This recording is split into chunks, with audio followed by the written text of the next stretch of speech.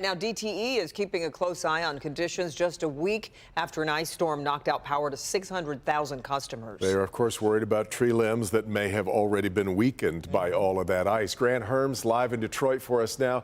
No one wants to see a repeat of what we saw last week, Grant.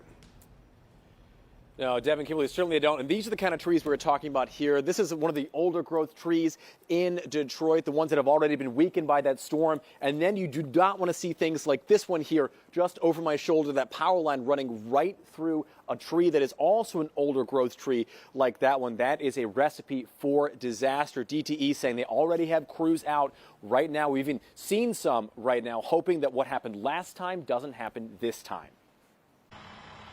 DTE issuing warnings ahead of the next winter storm and amid a storm of its own. The utility company facing criticism about the multi-day outages for tens of thousands of people after the most recent icy weather.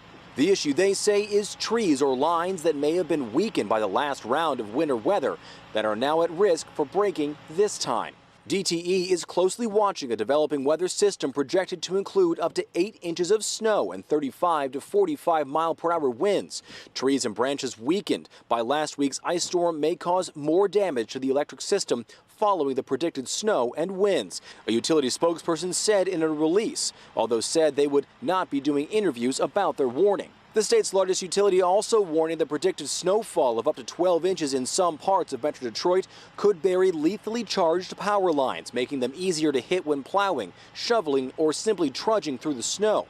Asking people to look up at nearby power lines before they start clearing that snow, to stay 25 feet back from any downed line or anything that line might be touching, and then to call DTE right away.